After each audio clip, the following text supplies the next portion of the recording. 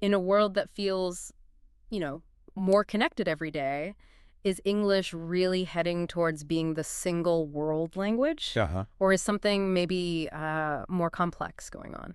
That is the big question, isn't it? It's easy to look around and see English everywhere. Right, online, business. Yeah, global media, Huh. and just assume, okay, it's taking over, pushing other languages out. And yet, when we dig into the sources for this deep dive, the story gets, well, a lot more layered. Definitely. We've pulled together some really fascinating stuff for you. There's a dissertation on English language proficiency, ELP, in schools, Mhm. research on why people are motivated to learn English now, studies on its huge role in global business. Yeah, undeniable role there. And even analyses looking at English as a lingua franca, not just geographically, but like online or in these tiny everyday moments. Like that coffee shop example we'll get to. Exactly. So our mission here is really to unpack all this, pull out the most important The insights, key takeaways. and give you a clear picture of how English is really shaping things globally and maybe, what that actually means for you. Okay, sounds good. Where should we start? Let's start where a lot of language learning begins, the classroom. Here in the U.S., think about standardized tests. Uh-huh. There's often this basic assumption, right, that a student's language level isn't going to stop them showing what they know about math or science. And that assumption, it creates some real challenges, especially for students we call English language learners, or ELLs. Right. The sources trace the history here, Right. efforts to support these students. You've got the Bilingual Education Act back in '68, Mm-hmm. and then a really critical Supreme Court case in 1974, Lau v. Nichols. Ah, yes, Lau v. Nichols. That was so important because it basically established legally that language support was needed. Right. Separate from a student's income level. It wasn't just about poverty, it was about making sure all kids could understand the instruction. Precisely.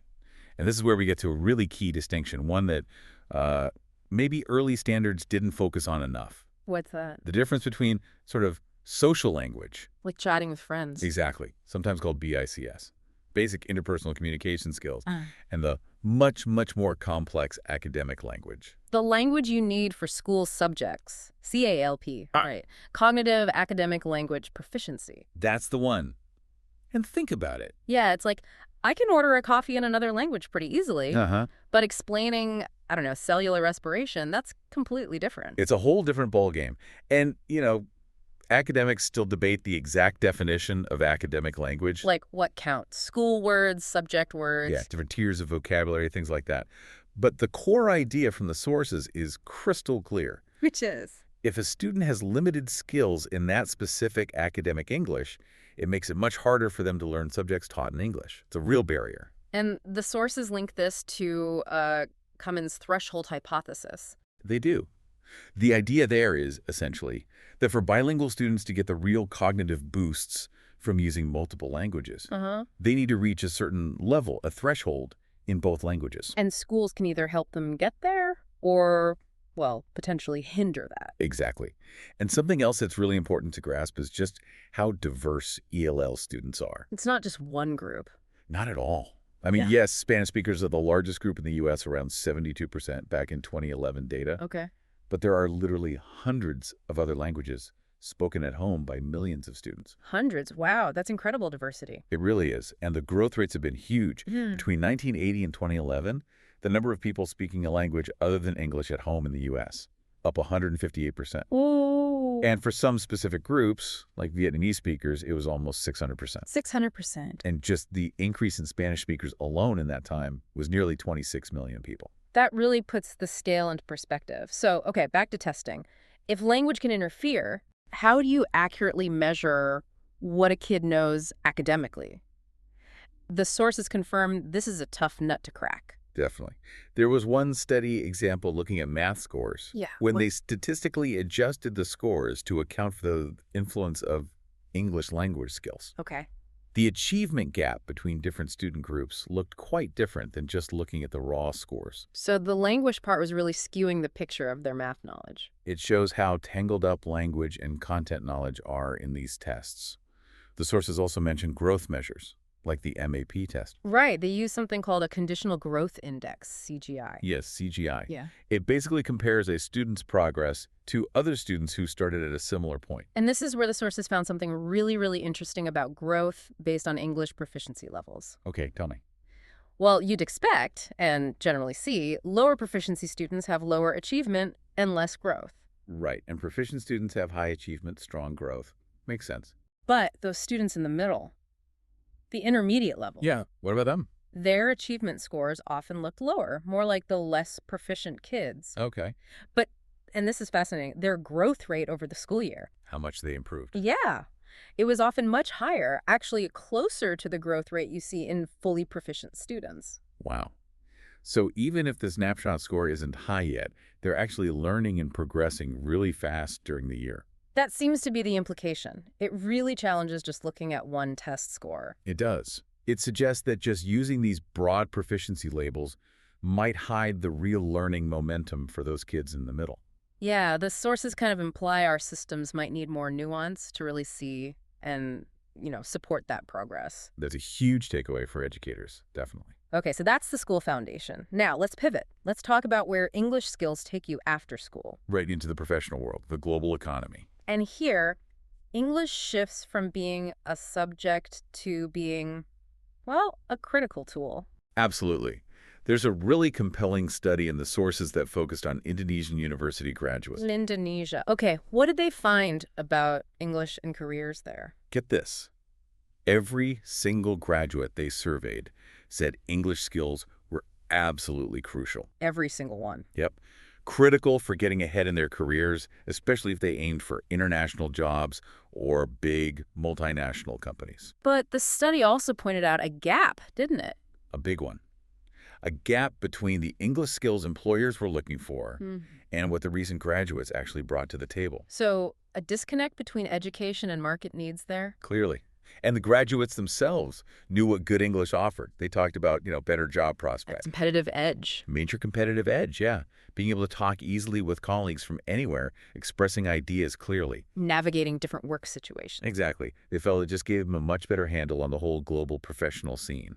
And this individual experience, it ties right into the bigger picture of English in global trade, right? Economic development worldwide. Absolutely. I mean, sure, part of its history is linked to the British Empire. I had to ignore that. No. But its current status as the go-to lingua franca for business is because it just works really well for that. How so? Think about international deals, contracts. Using English helps streamline everything. It creates a common ground. Yeah, fosters trust, transparency, when everyone's kind of operating on the same linguistic page. And the sources mention something about neutrality. Right, that it's often seen as more neutral compared to using, say, the national language of one of the negotiating parties. Yeah. That's perceived as an advantage. Plus, it's the key to so much information. Oh, massively. Science, tech, academic research in almost every field. So much of it is published first, or most accessibly, in English. And you need that access for innovation, right, to stay competitive. Fundamental. Having good English skills in your workforce opens doors to global markets, helps attract foreign investment. Forging partnerships. Crucial for strategic partnerships, yeah. And then for individuals, it comes down to what economists call human capital. Exactly. Better English skills make people more employable around the world, more productive, more adaptable. Which feeds back into the whole economy growing. It's all connected. So, yeah, from school foundations to driving careers in commerce, English proficiency is clearly a huge factor today. Okay, but here's the million-dollar question again. Does all this dominance mean we're just inevitably heading for a world where only English matters on the global stage? Like a monolingual future internationally? That's where the sources really push back against a simple yes. The picture they paint is much more nuanced. How so? What seems to be happening alongside English's dominance is the rise of plurilingualism. Meaning people using multiple languages. Exactly. Individuals using different languages for different parts of their life, different purposes. English as a lingua franca, or ELF, isn't wiping that out. It's evolving within that multilingual reality.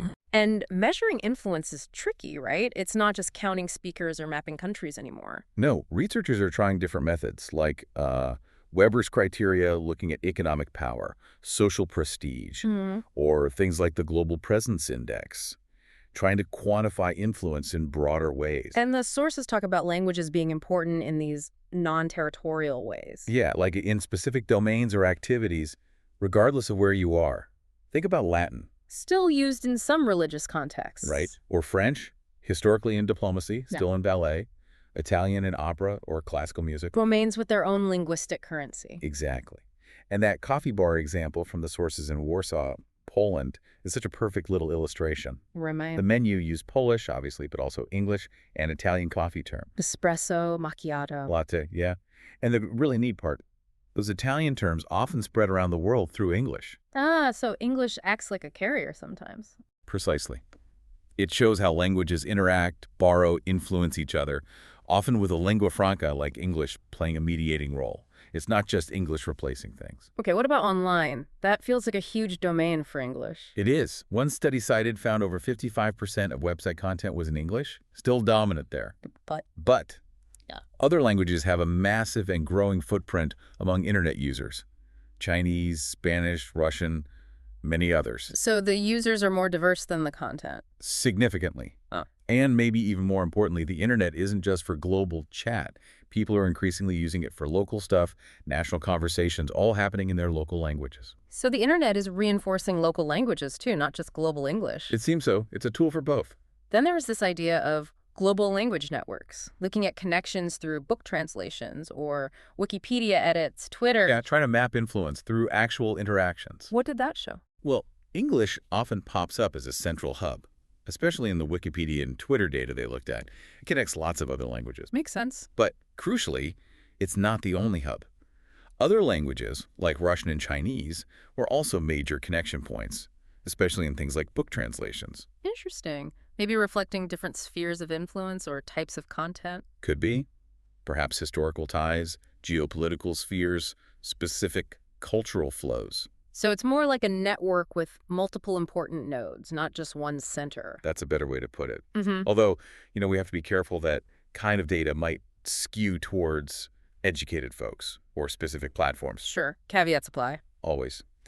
But the overall picture from all these angles points towards maybe a hierarchy of lingua francas. Like English at the very top globally. But then other languages acting as major connectors across continents or within continents is layered. A multi-hub system, not just English ruling everything. That seems to capture it better than a simple monolingual prediction. Okay, so let's try and synthesize this. Pull it all together. English's spot as the most influential global language. That seems pretty safe for now. Yeah, given its role in education, careers, business, online spaces, its dominance isn't likely to just evaporate overnight.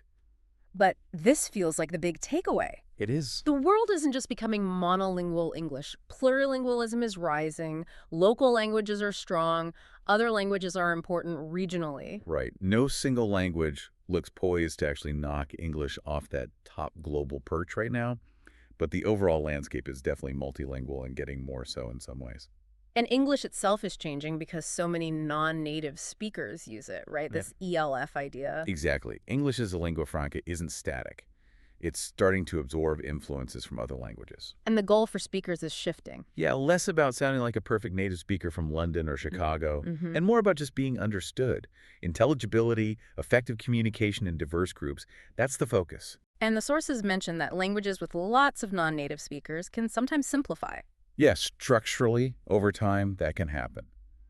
Less complex grammar, perhaps. And this ELF feels less owned by the traditional English-speaking countries now. Definitely. It's becoming more of a global resource, reflecting this multipolar, multilingual world we're actually living in. So one last big factor, technology. AI translation is getting incredibly good. Scarily good sometimes, yeah. Could that eventually make learning languages? Yeah. Or even needing a lingua franca like English kind of obsolete? It's a fascinating question. But the sources we looked at mostly suggested probably not. Why not, if the tech can do the job? Because human communication is about so much more than just swapping information. Right, it's identity. It's nuance, relationship building, trust, things that go way beyond literal translation. People still want that direct connection, even with imperfect language. It seems so. Think about it negotiating a complex deal, building team rapport, even just understanding cultural subtext. Technology might help, sure. It might reduce the purely functional need for one specific lingua franca for some tasks. Like maybe quick information lookup. Exactly. But that deeper human drive to connect, to learn, to understand each other directly across language barriers. The sources imply that's pretty resilient. Technology assists, but doesn't fully replace. Okay. Which brings us to a final thought, really, for you, the listener, to mull over. Yeah. Given everything we've discussed, English being dominant but also evolving, sharing space, Yeah. this rise of plurilingualism, the strength of local languages, how do your own language skills fit into this picture now? Good question. Is just focusing on English alone still the guaranteed advantage it might have seemed like years ago, or is something else becoming more valuable? Like maybe fluency in multiple languages, including that demanding academic or professional English we talked about, for really deep engagement. Exactly. Is that combination becoming the real advantage in this complex, multilingual global landscape? Something for you to think about.